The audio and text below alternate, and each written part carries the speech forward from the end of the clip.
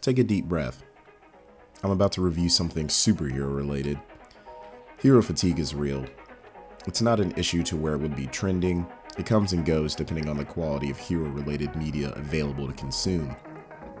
Overall though, mainstream heroes, or the ones that appear to require additional reading from the outside looking in, can be difficult to get into. When it comes to reviewing, I have a lot of unwritten rules about film and television and how to critique. One of those rules is that the hero genre is not exempt from, is that I shouldn't have to read the source material to get the primary story. Watchmen is a handful in any of its forms. The original 12-issue miniseries from the 80s, a nearly 3-hour, Too Much Blue Penis for My Young Eyes film in 2009, a multi-platform video game to go alongside that same film, a prequel miniseries in 2012, and a sequel miniseries to the original Watchmen that ran from 2017 to 2019. Watchmen in any form is not for the lighthearted, not just due to its gory realism of superheroes, the flaccid blue penis, or frequent sex scenes.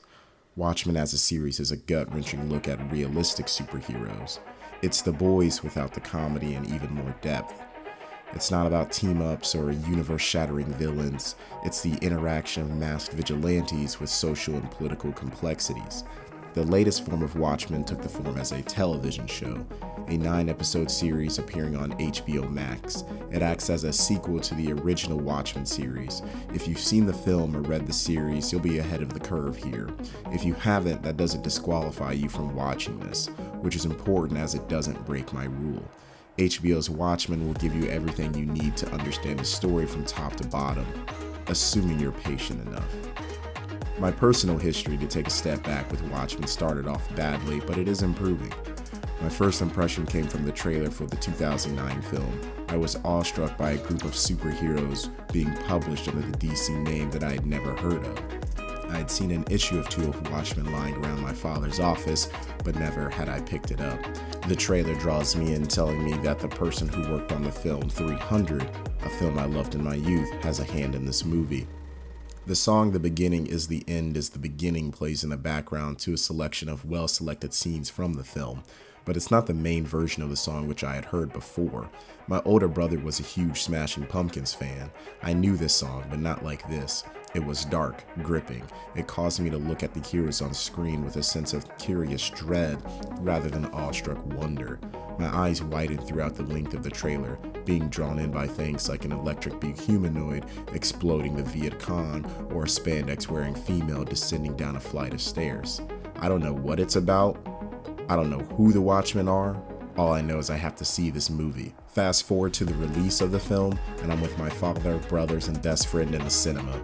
An hour or so in, and everyone besides myself is asleep. The terrible pacing of the film has sent everyone to dreamland. I'm considering joining them as I've seen far too much flaccid blue penis in one day than I thought possible.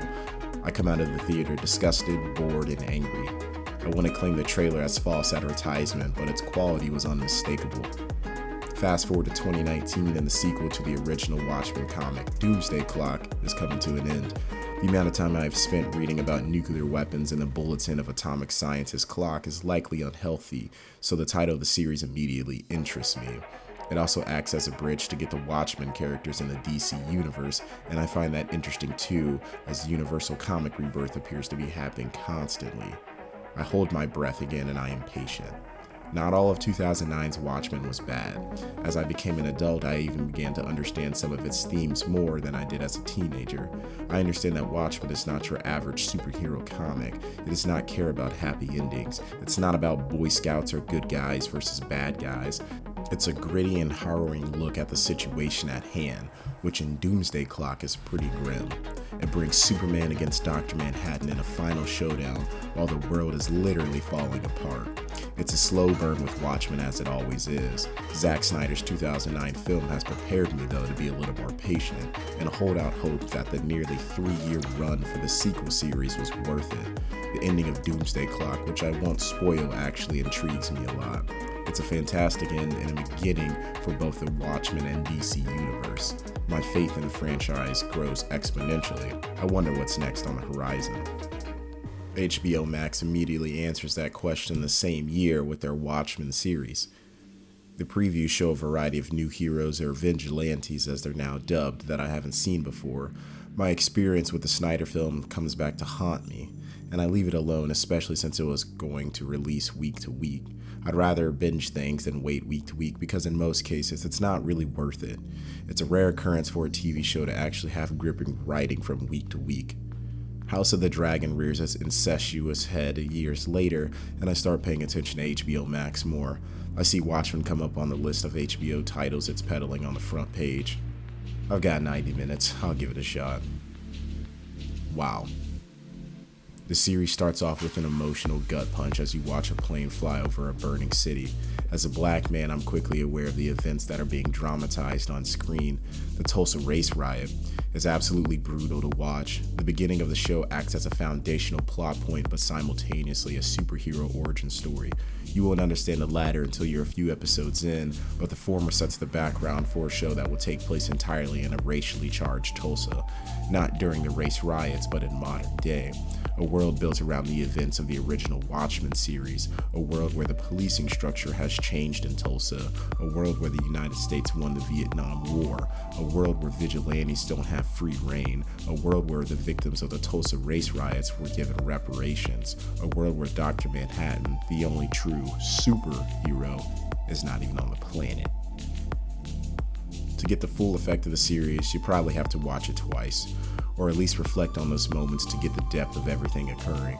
Watchmen may frustrate some with all the directions it pulls you in with the stories, but the beauty of the show is wrapped up with these plot lines intersecting around the main character of the series, Dr. Manhattan. Before I dive into a quick plot synopsis, I have to pause because I might have flat out offended some by saying that. Regina King's Sister Night is clearly the lead actress and the main character of this series. The majority of the events are from her perspective and how it relates to her. She is the main character of the story.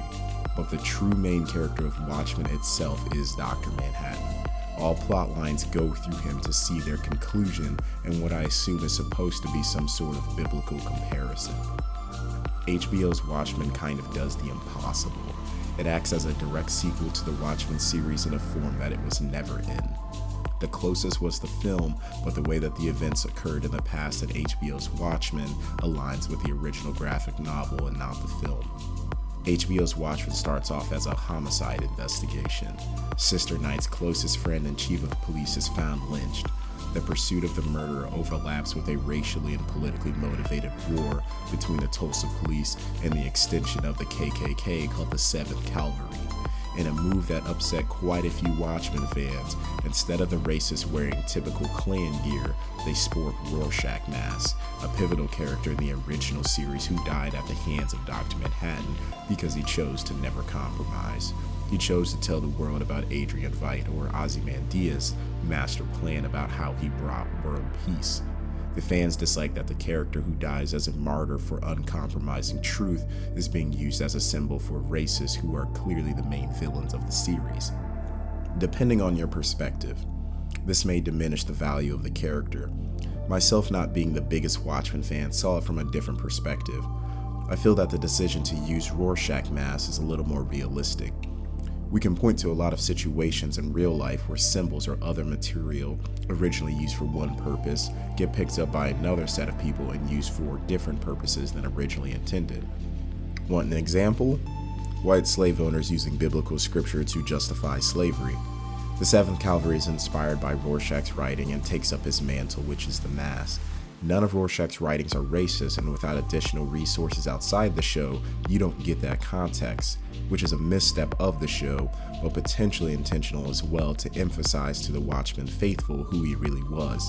He was a broken and isolated person, and the people arguably closest around him, the Watchmen, most of them are broken people themselves and don't take care of him or his memory.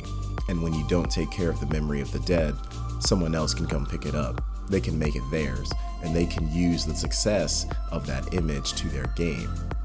This is not explicitly stated at all, but more of how I chose to see it because Watchmen will show you many things, but not tell you everything. Multiple plot lines appear episode to episode. Silk Spectre comes back into the picture to investigate the murder of the chief of police, but as an FBI agent, also hunting vigilantes. Angela Abar, aka Sister Night, comes into contact with her grandfather. He claims to be the murderer of the chief of police. Lady True is a bit of a mad scientist attempting to capture and steal the powers of Dr. Manhattan. Ozymandias is at some weird manor thing, doing weird things, and you wonder how this connects to anything. The 7th Cavalry reveal their true intentions, a goal similar to Lady True's. All of this entangles the life of Angela Abar, attempting to protect herself and her adopted children by acting as a vigilante when needed. She pushes to understand what is exactly going on in this little town and why it involves her so much. I'm skipping over a lot of the plot detail, not to spoil too much if you haven't watched it. The smaller plot lines and story building is fantastic. One episode shows a first-person perspective of a lynching, a horrifying event many black people suffered through in this country. Another episode is told as an extremely long joke about superheroes and why the concept from a human or superhuman perspective is ultimately flawed when it comes to saving humanity. Watchmen demands your patience. It will entertain you, but will not give you quick satisfactions. It will ask you to stick with it until the very end to understand the story being told. I told you a while ago that Dr. Manhattan is the main character of the series. He is. It takes until the 8th episode out of this 9-episode series for him to show up, and his appearance is frustrating. He wears a mask and primarily his hand gestures are shown as he walks into a bar, which doubles as a clever title for the episode. Watchmen demands your patience as you eagerly await for a face reveal, but more importantly, this episode lays the groundwork for understanding the flow of time throughout the series. There is no time travel in Watchmen, which is a very good thing. You will watch various periods of time as it intersects with the story, but no one is moving back and forth through it. Not even Manhattan himself, but he explains his perspective to us once more. Dr. Manhattan perceives all time simultaneously. We live in the moment, we understand what has happened to us previously, and we don't know what our future looks like.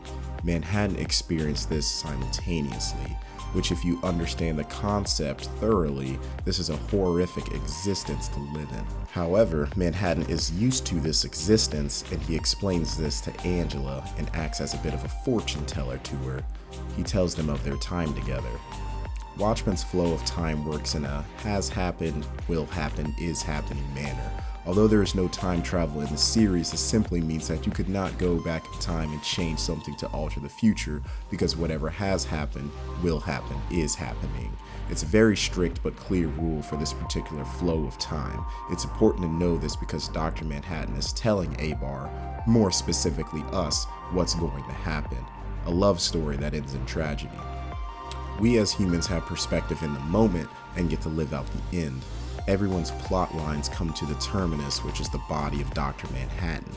Angela realizes the reason that the majority of events that she is dealing with occurs because of the conversations he's having in the present with Dr. Manhattan as he has a conversation with her grandfather in the past. The 7th Cavalry and Lady True unveil their grand plans. Ozymandias saves humanity a second time by sacrificing or murdering, depending on your perspective, his own daughter, another biblical reference, I assume. Angela loses her husband, Dr. Manhattan. Their love story ends in tragedy, not as predicted, but as told, which is a very important distinction. She comes face to face with her grandfather, the first ever superhero, motivated by taking down racists in his own way. There's a parallel here to black people being forgotten in history. Hooded Justice wore a mask. If people knew he was black, his entire image, the way people saw him would change. The generational curse of watching your parents die for reasons you may not understand as a child, and becoming a police officer to change things to no avail, and then becoming a masked vigilante in a final attempt to bring change, is shared between Angela and her grandfather. Angela receives blood family connection in the absence of Manhattan. Although extremely important to reconnect with him, this does not fill the void where her husband once stood, but Dr. Manhattan has already planned for that. From the moment he met her in the bar to his last moments, they discuss the age-old dilemma of the chicken and the egg and the transfer of his powers when they first meet. Manhattan states that, theoretically, he could transfer some of his power into organic material, and if it were consumed by someone, theoretically they would have his powers. His powers in obtaining them being the plot points that dominate the series. When Manhattan appears again later in the series, he mentions eggs again to Angela as they drop on the floor. He stands on the water of the pool, another biblical reference, and explains that seeing him on the pool is important for later. Upon returning to her home after the entirety of the crazy events which dealt with frozen squids and god machines, she sees eggs on the floor and begins cleaning. She finds one egg unbroken in the carton and pieces everything together. She eats the egg and steps out on the water in faith that she can walk on it. The show is in love with its biblical references, and it cuts to black before we find out. That itself may seem frustrating, similar to the end of The Sopranos. When I saw this, I grinned. I see it as the perspective of Dr. Manhattan, the points in time he can't see fading to black, just like this scene. I believe that she did walk on water, and that his powers did transfer from the egg into her body. Not just because of the amazing planning years ahead, but because it's Dr. Manhattan making a bet on something he can't see the conclusion of, but he has hope and faith that it will be completed. Again, another biblical reference. It can be interpreted a variety of ways, but ultimately shows his love for Angela to live out their love story tragedy, but also leave her with something that he couldn't give her previously. And he does it in a manner that is outside of his control, of his view, which is the most human thing possible for a man who is nowhere close to being human anymore. Manhattan defies his own existence, choosing the human experience over his godlike experience. There's a lot I did not cover. Police wearing masks, guns being locked, hypnotizing machines weaponized against black people, reparations, the political divide, and so much more. In 9 episodes, Watchmen is jam-packed with a variety of plot lines that will keep your head spinning each episode. I wanted this review to be a little more personal regarding my experience with the entirety of the series and the show, which I believe to be about Dr. Manhattan more than anyone, even though he is a character with a low amount of screen time. Watchmen is a little wacky. Flaccid blue penis will be shown. You will have no idea what's going on with Adrian Veidt until much later. Superheroes are not shown in glorified light. HBO's Watchmen demands over 9 hours of your time to tell you an interesting love story filled with everything else that the racially charged superhero dystopia city of Tulsa can throw at you. If you are patient, Watchmen will deliver. I personally enjoyed it a lot. Your interpretation or what you might get out of it may be drastically different than my experience, but that itself might be the point. In the words of Alan Moore at the end of the original series, I leave it entirely in your hands. Thanks for joining me on a very long episode of Black Man's Log. I'll see you guys in the next one.